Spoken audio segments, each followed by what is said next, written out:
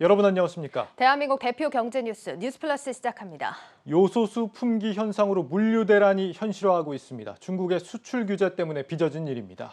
그런데 이런 상황이 증시에는 오히려 새로운 투자 기회로 여겨지고 있습니다. 반대로 단기 테마성 이슈가 될 수 있는 만큼 경계해야 한다는 목소리도 나옵니다. 이민재 기자입니다. 요소수 품귀 현상의 주유소들은 재고 확보에 여념이 없습니다. 지금 많이 들어가니까 지금 난리죠. 이게 단가도 많이 올랐어요? 진짜로 많이 오르고. 네. 1년마다 한 2, 3만 원 더 올랐다고 하는데 이게 없으면 운행을 못해요. 이게 요소수는 경유차에서 생기는 발암물질, 질소산화물을 줄이는 데 필요한 건데 이게 부족하면 질소산화물 저감 장치를 작동할 수 없게 됩니다.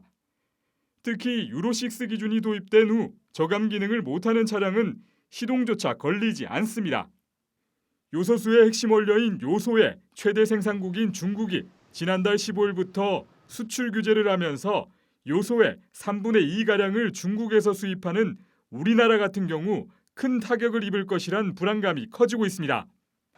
이에 따라 화물차 등을 활용하는 물류업계는 당장 피해가 우려되지만 증시에서는 오히려 새로운 투자를 할 수 있는 기회로 보고 있습니다. 투자업계는 요소수 대란에 따라 희소성 가치가 부각되는 종목 찾기에 분주합니다.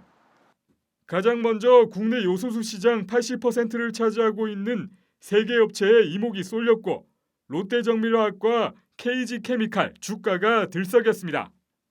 KG케미칼은 최근 요소수 품귀 현상이 알려지면서 지난 6월 말 이후 4개월여 만에 4만 원대를 회복했습니다. 롯데정밀화학도 약세 흐름을 보이다 9만 원대에 다시 올라섰습니다.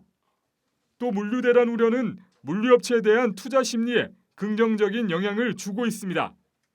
한솔로지스틱스는 지난달 초와 비교해 24%가량 올랐습니다. 같은 기간 동방, 한익스프레스도 13% 이상 상승세를 보였습니다. 다만 증권가에서는 이런 주가 흐름에 대해 단기 테마성 이슈가 될 가능성이 있기 때문에 투자에 신중해야 한다고 말합니다.